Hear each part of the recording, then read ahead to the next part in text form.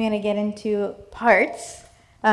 Yesterday when you were talking about how we all have parts that emerge at different times, and they come out, and that there's not actually one kind of overarching part behind that. And so I was wondering, did you mean that when relevance realization finds itself irrelevant and goes silent, and you're kind of in the seat of being, the adverbial, you wouldn't call that like the seat of the self? No. So what would you, because, you know, you don't want to get into like secret, sacred self kind of language, you know, but let's say in IFS, behind your parts, you have the self, and the self is love, or like a meta kind of being.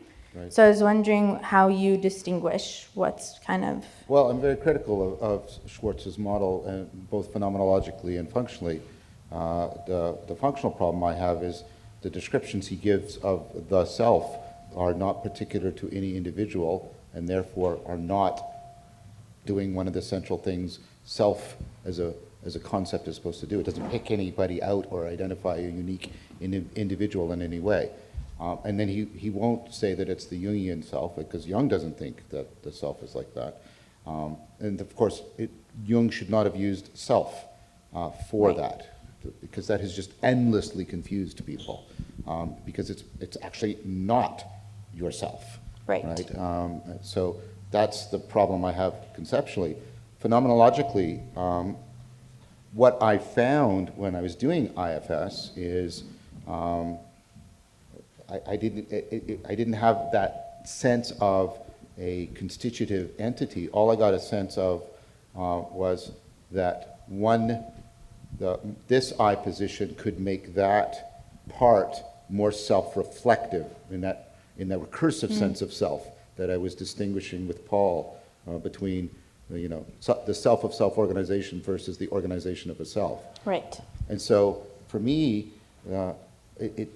I didn't see any good reason to jump to a conclusion about, oh, I found the true self. And when I've talked to other people whose experience in psychotherapy exceeds mine, like Mark Lewis, and he was one of the people that put me onto IFS, but he came to the same conclusion. He said, all that stuff about the self in Schwartz is deeply confused and mistaken and does not correspond to the phenomenological experience of most people when they're in the therapeutic practice. I also find it confusing, so that's why I really wanted to know what you...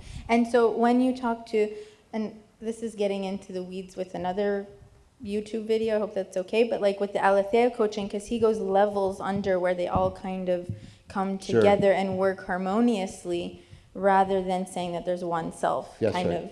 And so that would be the way that you would see it more. And I got to talk directly to, I've talked to Steve multiple times, that actually when I brought up that proposal of that stage in which relevance realization finds itself irrelevant, not any particular framing, but framing per se is irrelevant. And I said, is that what you mean, in which there's this final thing in which there's not a transformation, but there's a transformation about transformation? And we talked about it, and we talked about it with Zach Stein, and I mean, we talked about it dialogically, and then he said, yes, that is actually what I'm talking about at that deepest level of Aletheia coaching. So yes, I've got it from Steve that is a correct interpretation. Yeah, it feels more intuitively. And can I say one last phrase? Okay. And so let's say with your meditation course, when you put on kind of the lens of meta, because you're trying to kind of reciprocally open, right? Yeah. So you kind of clear the ground of being, and then you're ready to reciprocally open. Do I have that correctly? And that in prajna you kind of combine them? Yeah, I mean, what you're trying to reciprocal opening. Yes, you're trying to do meditatively what we do more affectively when we're falling in love with somebody. You disclose something about yourself, and I reciprocate by disclosing something about myself, and then you get mutually accelerating disclosure. That's literally when you do that with people, they will fall in love. It doesn't have to be erotic love. It can be philia. It can be something else. But that is what you do, and you're trying to do exactly that attentionally rather than just affectively in metta. Because I feel like Schwartz is trying with the self to get you to just put on a perma meta, like reach a meta place almost, and call that yourself. Oh, now I see the connection you're making. Yes, that's it. That's what I'm kind of getting at. And so it feels to me like you're talking to parts from a meta place so you can reciprocally open. Yes, that's exactly what I was trying to get at too, that the are. self isn't a thing, it is a way in which this process gets, right, a reciprocal opening going. So I think it's the wrong term, but I think that's what he's trying to do. But then he should change his term. Let's tell him. Yeah, Because, that's good. We did something. No, see, I think you're right, that's what he's doing as the therapeutic practice, but I think he has an independent ontological commitment to this notion. So he does secret, sacred self stuff. Yes. And True I think, self. Yeah, and that's no good. Okay, that's what I wanted to know. All right, thank you. Thank you so much. All right. Person. I just wanted to say something. I had somebody that helped me do this exploration of IFS, and also somebody many of you might know, and he's sitting right there, one of my most important friends and collaborators, Christopher Masterpietro. That's you? Yeah. Oh, you always talk about him. I always talk about him because I couldn't talk without him. So. Well, thank you so much. All right, thank you. All right, come on up.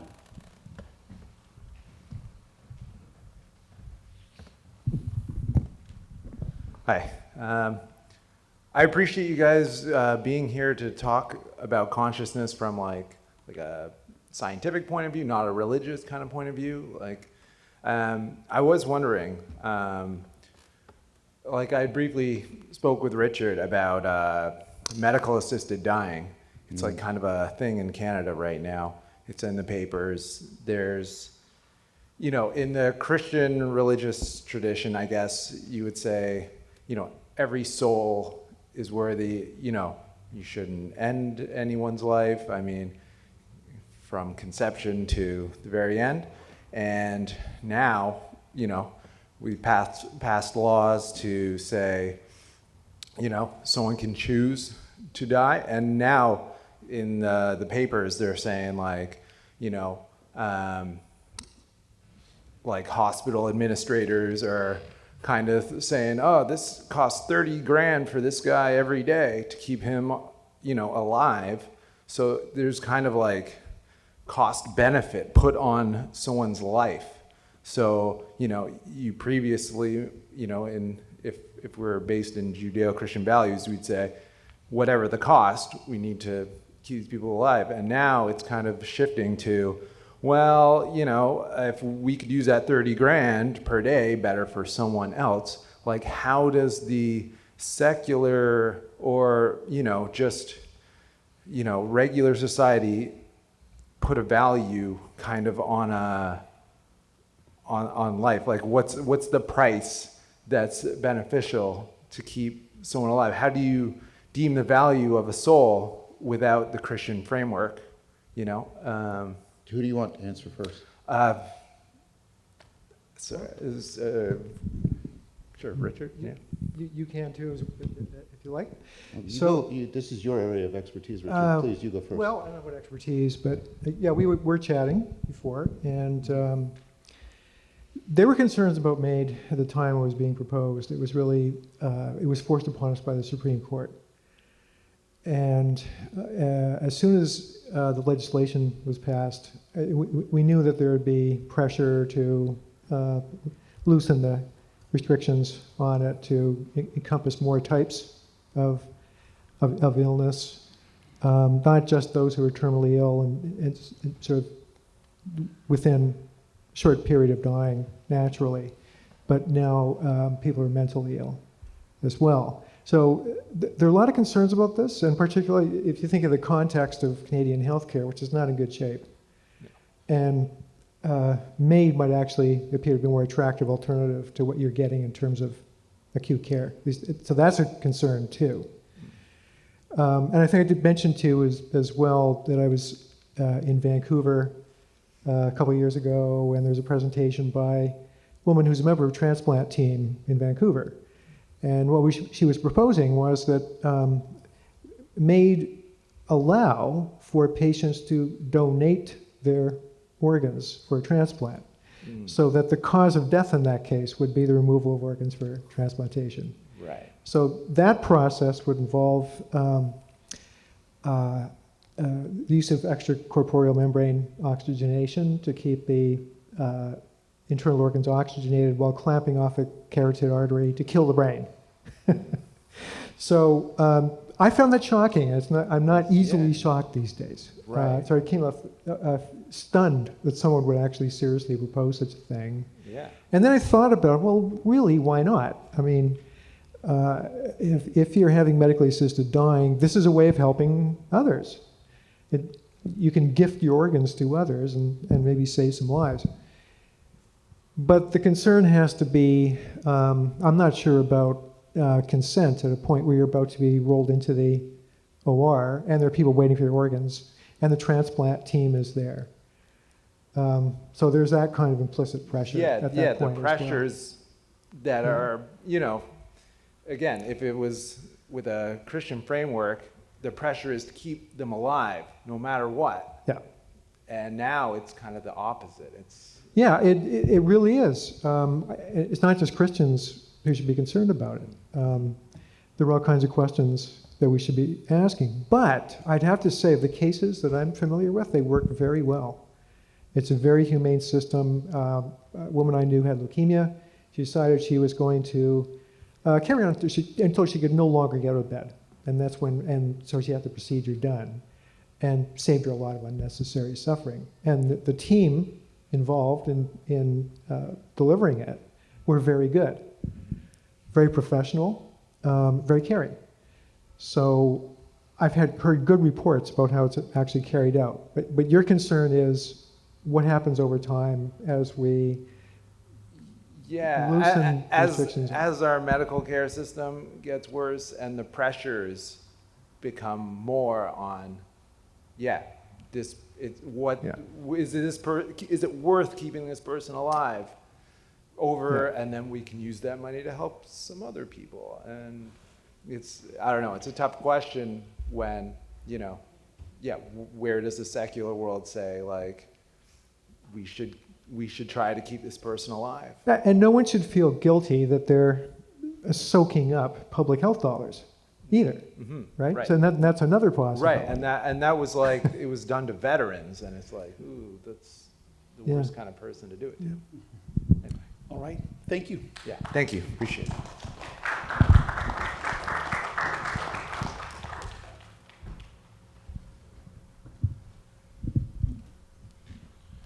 All right, so my question is for John. I was listening, and I have been listening to you in the past about the topic of higher states of consciousness. That's not my name for them, but yes. Yeah, well, Yeah. what do you call them? Alternate states of consciousness? No, I call them higher states of consciousness as because they are a species of the genus of altered states of consciousness. Okay, but I just want to make it, but that's just the name. It's helpful. Right, yeah. So there's the pure consciousness event, which is lower in terms of, I forget the name that you had for the one that was higher. Like resonant attunement. Yes. So I was wondering, because in my meditation, I've had something that I would describe more as mystical experience. Sure. And these things, they rebel against terminology. They rebel against, verbal communication. Yeah. And for me, what I found was an easier method of articulating it was something along the lines of agape revealing itself. And it wasn't anything, so I definitely understood the no-thingness associated with that. But I was wondering where agape in that mystical sense, in terms of a mystical experience, relates to the higher and altered states of consciousness that you talk about in your meaning crisis videos, for example. Yeah, so good question. So, there is a distinction between, there's the proposal that there's a continuum between fluency, insight, the flow experience, mystical experience, and then transformative experience. So the higher state of consciousness is a particular kind of mystical experience in that, why it's called higher is in that mystical experience, people feel they've touched something more real than everyday experience. So it's the opposite of the dream. The dream is aberrant. It's not like all of this, and therefore it's less real. And then people do this weird inversion. They have this experience, as you said, it's often ineffable. It's in that sense, it doesn't fit into consensus intelligibility, and they come to exactly the opposite conclusion. That was more real than this, and then they transform their identity and their self.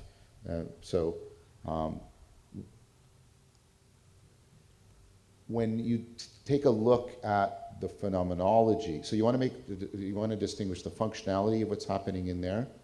I think there is good reason to believe that the brain is making use of a lot of the machinery by which it tries to generate a sense of realness, and that is not implausible, because the evidence is pretty good, Yaden and others, that when people make these transformations, by many objective measures, they improve their lives, they improve their relationships, they improve their careers, all kinds of stuff. So they're picking up on some real pattern, and It's causal. Yes, well, at least it is affordant. It affords them going, right? So I think that functionality part. The phenomenology, so the unity is there, but there's often an experience of sort of profound beauty, but also interpenetration. Blake's seeing a world in a grain of sand. The whole is in the part is in the whole. If I might, it was, for me at least, and I've heard relevant commentary from other sources, it was, I think about the three transcendentals that D.C. Schindler was talking about. Yes. And in his book on love. Yeah. And it felt as though what I had experienced, and again, experience is a word that doesn't quite capture No, it. it's more like, yeah. It was as if those three transcendentals were something pointing to that. Yeah, so that's where I was going. Yeah, okay. If that's okay. And so that's what I was going to do with, there's a sense of beauty, right? But it's not aesthetic beauty. It's more like appearances are plugged into reality in a deep and profound way. Mm-hmm. There's a sense of realness, so that's the sort of truth. And then there is a fundamental sense of goodness, but not just in the ethical sense. It's the goodness that we find in truth and beauty that is not the same thing as ethical. Like, why do we pursue good? Why do we pursue truth? It's some kind of good. And why do we pursue beauty? Because it's some kind of good. And then we pursue ethical righteousness because it's also a good. And yeah, people report that sort of, it's not quite triangulation, but they see through the transcendentals to a through line between them. And in that sense, I think what we're plausibly seeing is the fact that if you ask people to make normative judgments and you sort of pay attention to what's happening in their brain, and they'll make judgments of the truth of a claim or the beauty of a picture or the goodness of an action, you don't see radically different areas of the brain working. There seems to be, basically it's the same areas being used, being exacted. And I think when you get to that fundamental level of integrated processing, that's what's happening, and it's disclosing something about the world. Now, the conclusion you can't jump to is that is what everybody's always meant by God, because people come out of this experience and they will say radically opposite things about God. Some people will say, I'm so glad I had the experience, now I know there's a God. And other people will come out of that and say, I'm so glad I had that experience because now I know there's no God. So while they report everything you just talked about, and there's sort of plausible stuff about cognition that maps onto it, it doesn't automatically transfer to a metaphysical, theological conclusion. All right, thank you so much. All right, next.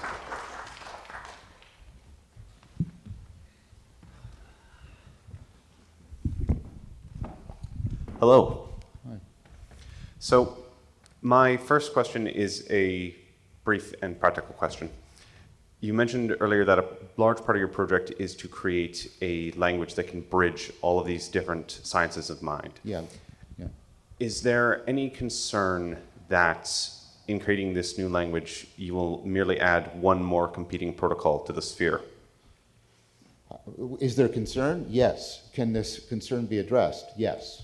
Okay. And so, Are there any particular ways, what is it that you... so what you do is you try to get at what is a good explication of the normativity by which constructs, that's the term, the technical term, are generated. So you have lots of empirical things about construct validity, but you also pay attention to, like we frequently invoke this without realizing. We'll say something's reasonable, it should be taken seriously, it's plausible, and so one of the things I propose with the help of other people is we have a normativity around the generation of new constructs, whether or not they should be taken seriously, considered reasonable, etc. That's not claiming they're true, that's not claiming they're certain, it's claiming that they're plausible, right? And the normativity of plausibility can actually regulate how, in addition to the empirical concerns of good construct, right, can regulate how we come up with these bridging entities. And then what you can do is you can and I did this, right, I've done this in a couple places. I did it in Awakening from the Meaning Crisis. You can actually explicate what the normativity of plausibility looks like based on other people's work, and then you use that as a guiding principle. Does that guarantee that you won't make mistakes? No, and no normativity theory does that. Because if it is algorithmic, you can't actually apply it to most problems because you'll hit combinatorial explosion. But as soon as you weaken it into an approximation so that it is computationally tractable, then you got the no free lunch theorem saying that error is inevitable. So the plausibility is a good normative guide for that, addressing that concern, but you shouldn't confuse it with certainty, you shouldn't confuse it with truth, and you shouldn't confuse it with an infallible method. Okay, so in essence, be sure that you're creating a better language than any of the ones that already exist. But also be sure that, so plausibility is made up of three components, right? So here's my construct.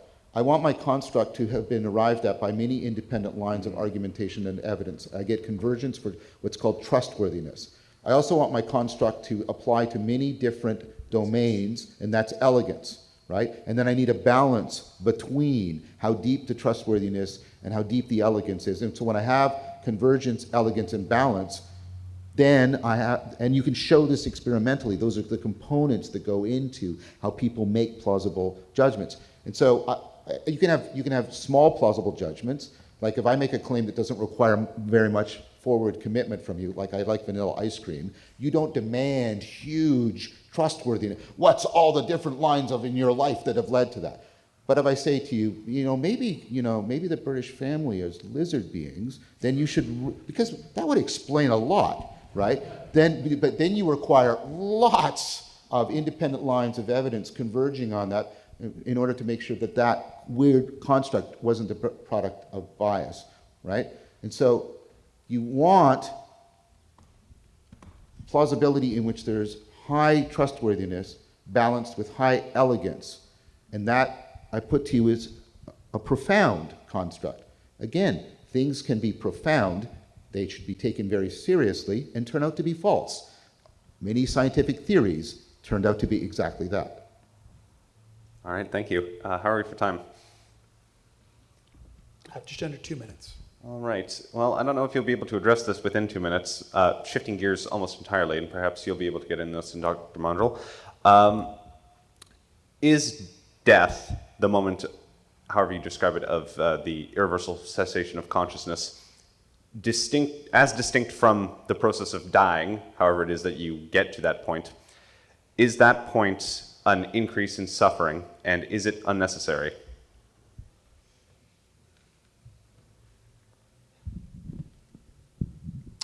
Don't quite understand. Good. So, in terms of avoiding creating unnecessary suffering model, is dying on that model bad? Is actually leaving existence, is that negative for you hedonically as the one who's ceasing existence, leaving consciousness? It's hard to answer that one. I haven't died, so I'll get back to you on that. Well, there are different ways to die, aren't there? And the dying process is usually going to take a while. All right, so if you stop breathing, you'll probably lose consciousness within 30 seconds, maybe less than 10. So there won't be any suffering after that. You won't be conscious. Is there any time left? Really quick response. I mean, so Epicurus made a distinction of the fear of dying and the fear of death, and he made an argument it doesn't make any sense to fear death, the state of non-existence, because you can't possibly experience it. And so he said it is possible to be fearful of dying and not be fearful of death, and then you need different responses to dying than you do to death. All I should do about death is convince you can't be afraid of it, but you can, and then distinguish it from dying, which you can suffer. All right. Thank you.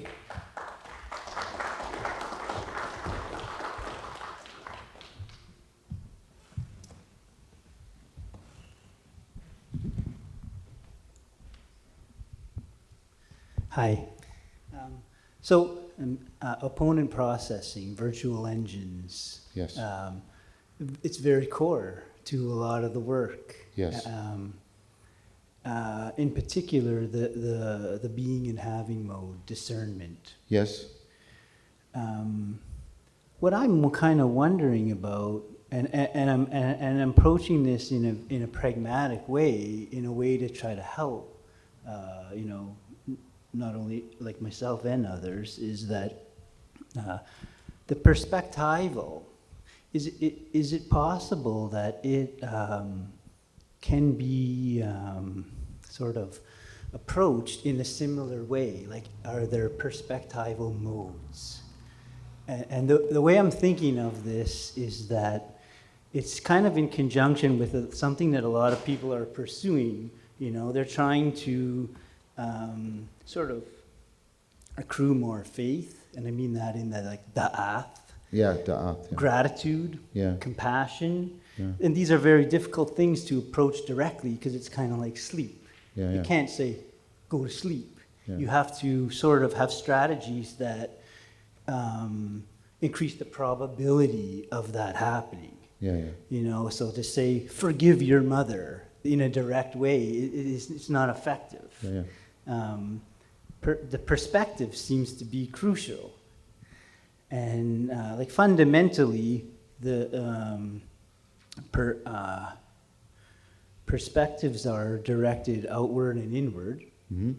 And if we think of Sternberg and the intrapersonal, extrapersonal, interpersonal, I was just kind of wondering, because it seems like with the intrapersonal, the faith is, a lot of the work you do with the relevance realization, religio, what seems to be birthed by that process, the religio is fundamental to da'ath. Yeah.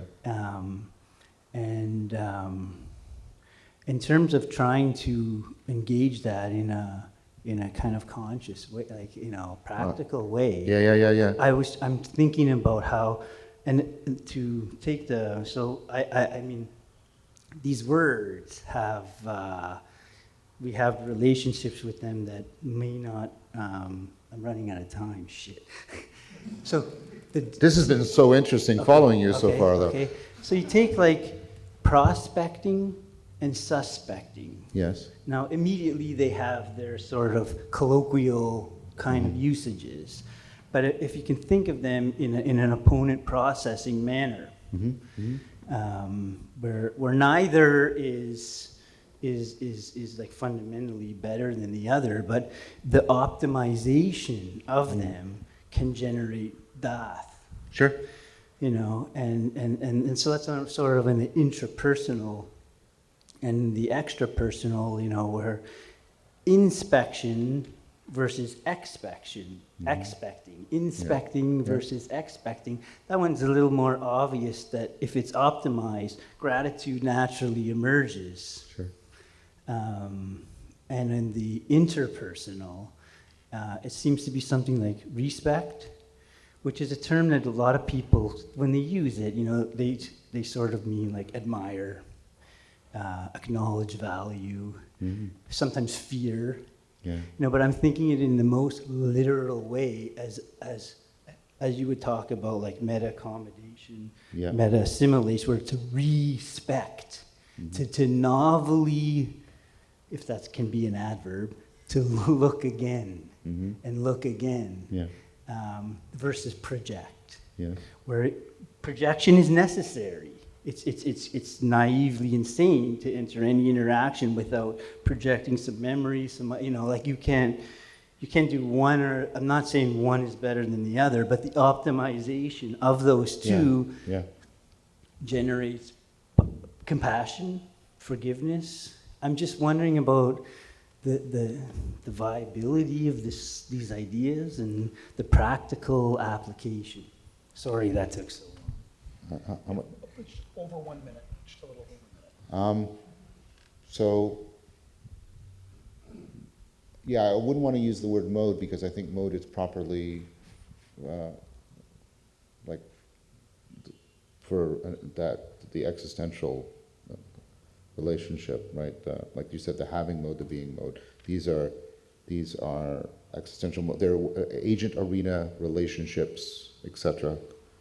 But I like what you're doing about that there's a potential, there are potential trade-off relationships between, I think you're doing something like what Stegmeyer is doing with the orientation idea about the way we orient our perspectives.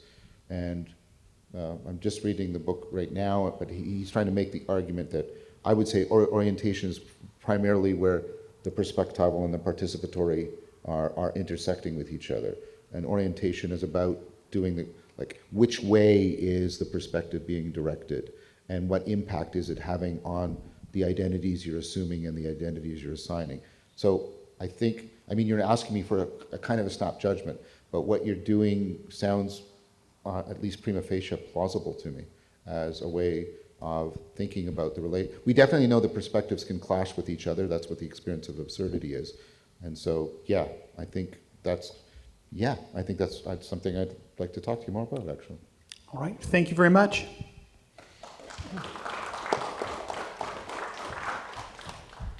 That's very interesting. Hi.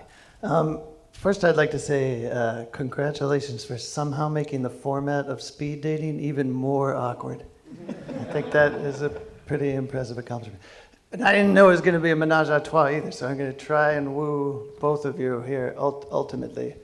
But, so this has been like our third sort of awkward interaction. First, I think I gave you like the death poem of somebody. I haven't found these interactions awkward, so...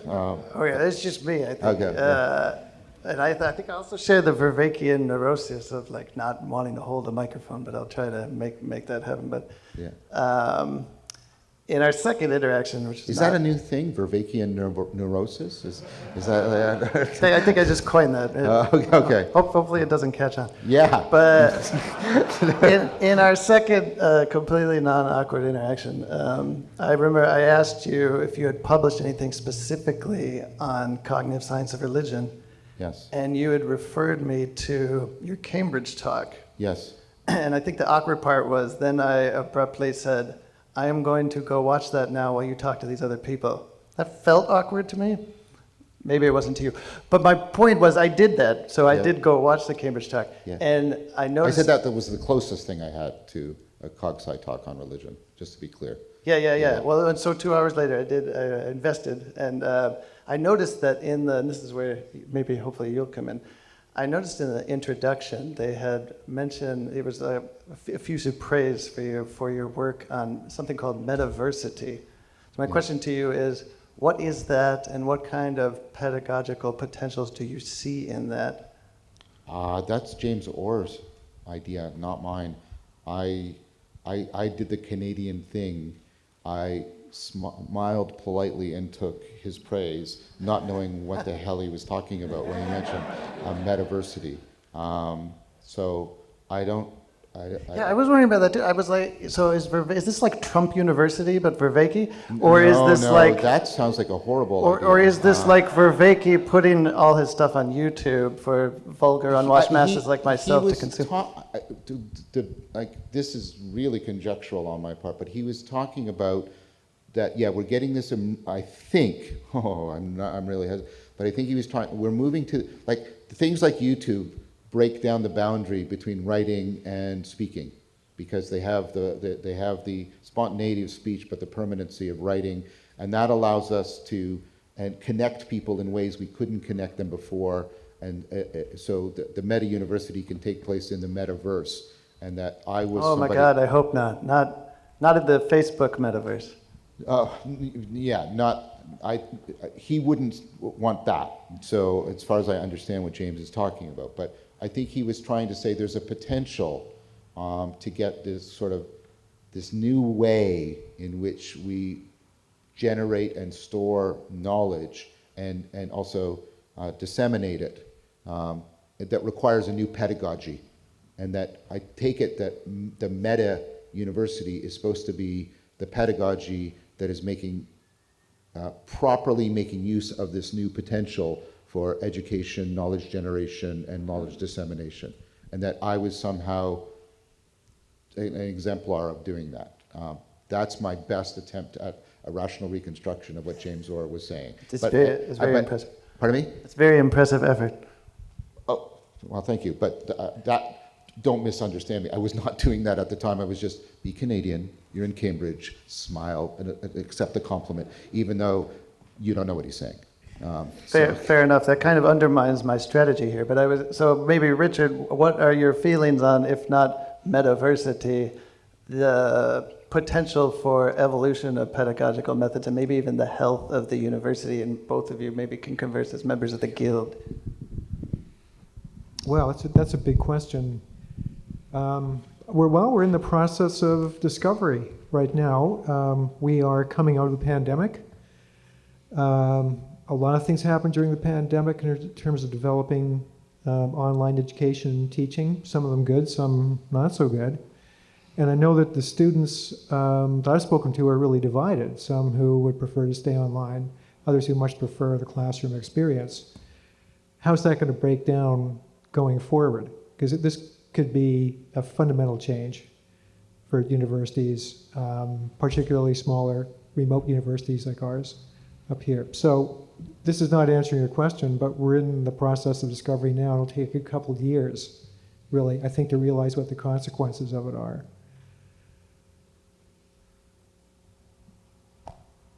I don't have anything to add to that.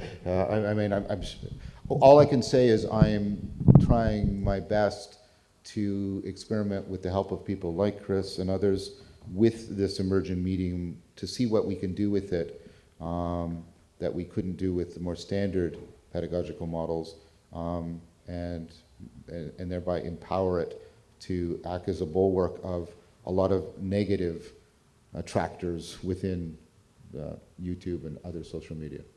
Thank you very much.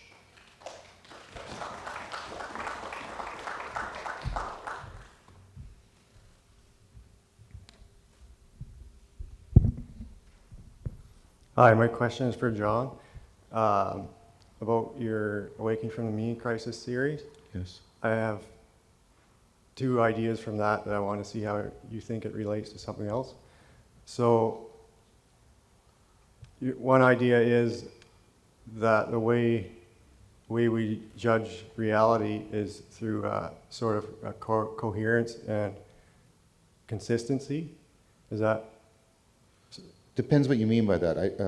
It can't be understood as a purely logical consistency, because that's algorithmic and that becomes combinatorially explosive. So I propose we had sort of a multi-dimensional way in which we're doing a kind of coherence. And that's why I was talking about the nomological, the narrative, and the normative. Okay. And the second idea was with Copernicus and Galileo, you talk about the idea of matter becoming a resistance to the will? Yeah, matter becomes a substantial actuality rather than it was previously, which was a potentiality.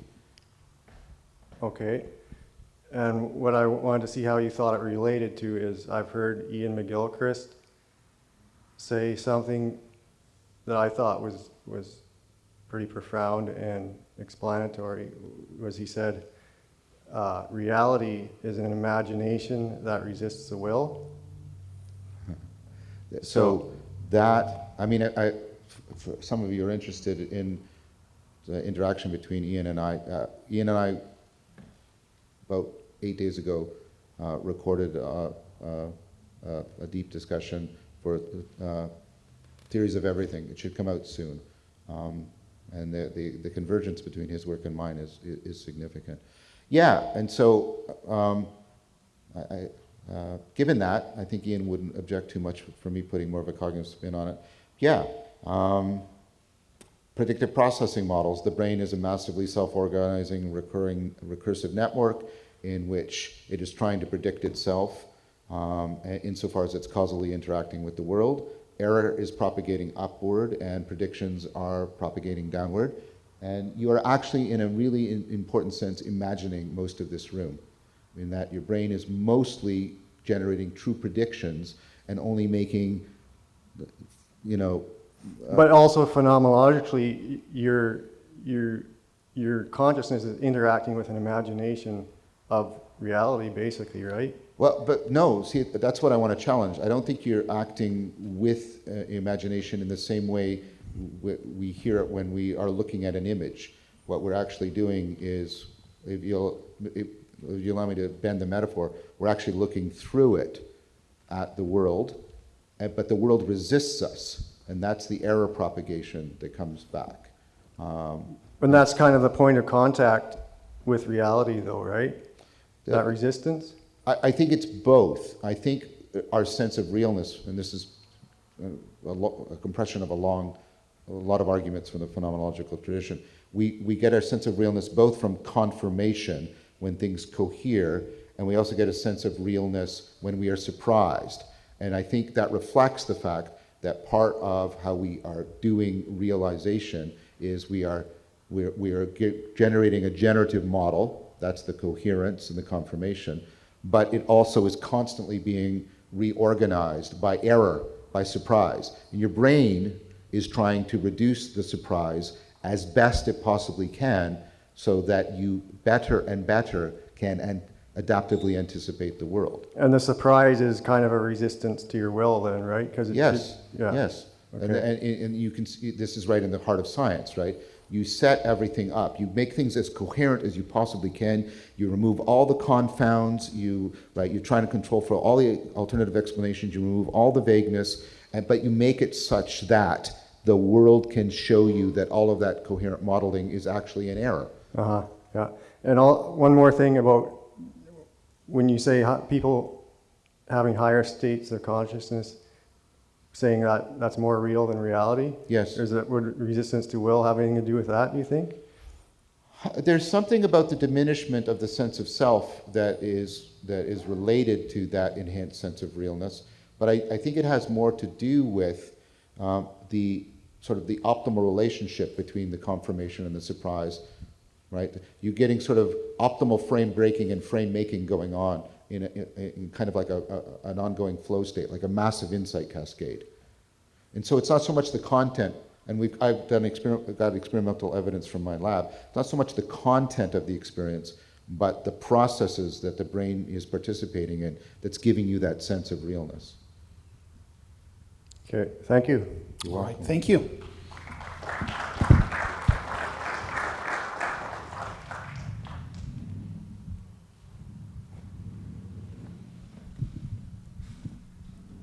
Hey, thanks for being here. This is pretty awesome. Thank you for being here. It's pretty awesome for me too. My pleasure. My question is somewhat where we left off there about the different levels of consciousness. I'm not super familiar with your framework, so. Sure. So within the past couple years of following you, Paget, Peterson, I've also been reading a lot of Colin Wilson. Pajot. Peugeot. Yeah. Yeah. Are you familiar with Colin Wilson at all? I read, what was it, The Outsider, 1,000 years ago in a galaxy far, far away. Yeah. So I don't remember very much of it. A lot of his work, so he was in correspondence with Maslow. Yeah, through I didn't know that. class. That's And cool. he did a lot of work on what they were calling peak experiences. Yeah. Now Maslow I have read a lot of. Okay, so probably familiar stuff. And when Jordan Peterson talks about Vygotsky and the zone of proximal development, Yeah. how that kind of helps put you into the zone, bring you into the zone. Yeah, and again, Vygotsky is also somebody that I have studied deeply, yes. And so I've been seeing these patterns, flow state, ZPD, maybe Yeah, this is... in the article we published on the flow state as an insight cascade, we also mapped Csikszentmihalyi stuff onto Yes. Vygotsky's zone of proximal development, yes. Okay, and one of the other patterns that seems to appear to me is like Jacob's ladder. How so? Well, the ascension process. Hmm. Does the zone of proximal development have anything to do with Platonic ascension? Yeah, I think it does. And I'm going to develop that argument. I have developed it in some of the episodes that we've already recorded for After Socrates. I think the zone of proximal development is, I'll have to do this fast. The zone of proximal development is sort of the optimal affordance for you internalizing a perspective that you don't currently have. That's how the child acquires metacognition. That's Vygotsky's theory. I think it's a damn good theory, and there's lots of evidence. So because kids can't even introspect until they're about 4 years of age, so they can pick up on other people's mental states way before they can pick up on their own, the exact opposite of the sort of the Cartesian picture. And Vygotsky basically predicts that well, I think, good.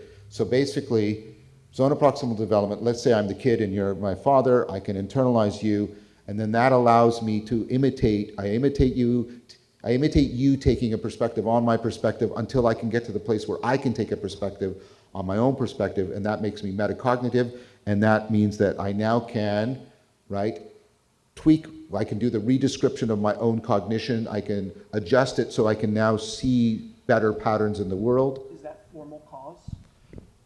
In what way? That's a really provocative When thing. you're watching your father and you're internalizing this, and you see the model of what you should be. I think in this, if the argument I made about formal cause being able to map it onto, selective and enabling constraints for a dynamical system that I proposed, yes, then the answer is yes. Now, not every Aristotelian would like Uraro and what I'm doing with Uraro, but I would say yes in that way. Thank you. That was cool. Yeah, I agree. Thank you. All right, thank you. All right, everyone, it is time to break for dinner. We will be back here at 7 o'clock. Since the speakers do have a dinner reservation, I ask that you let them leave. I'll have a chance to speak with them later this evening and tomorrow. So again, thank you all for your time and attention. This was fantastic. The questions were excellent, and thank you both, John and Richard. Take care. See you later.